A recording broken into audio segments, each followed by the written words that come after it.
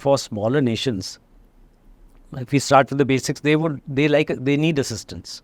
So they are very happy if they get assistance from any country. And also, at some times, it becomes a bit of a competition in terms of assistance, which benefits that country.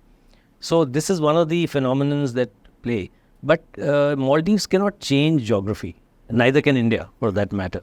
And if you see the compulsions of Maldives in terms of economics, tourism constitutes almost one third of their entire economic sector. I think 63 odd percent of the foreign exchange, and in terms of employment, more than 60% of the people are employed in that sector.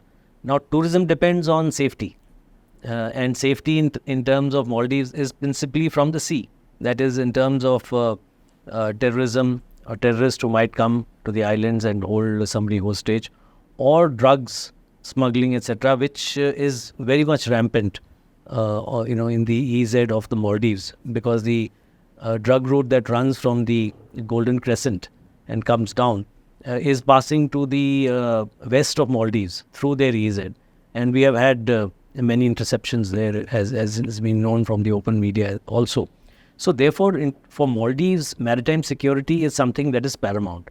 And as Dr. Sultana brought out, both in terms of human security, in terms of the medical assistance, plus the patrols in the exclusive economic zone, plus having a ship of their own which they can use to intercept any malign element that comes in and ensure their maritime safety.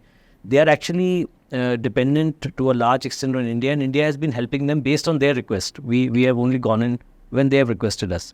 So I think these are the real-time compulsions. And as far as the Chinese are concerned, theoretically the Chinese can come in, but I think then if they came in place of the Indian assets there, they would face the same kind of resistance. So ultimately, what India's aim has been to try and make Maldives self-sufficient as far as possible.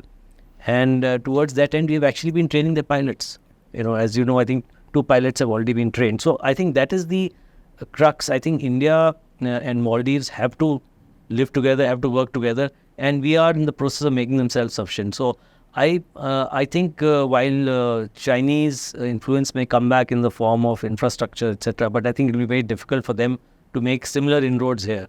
But if they do, they will face the same kind of opposition.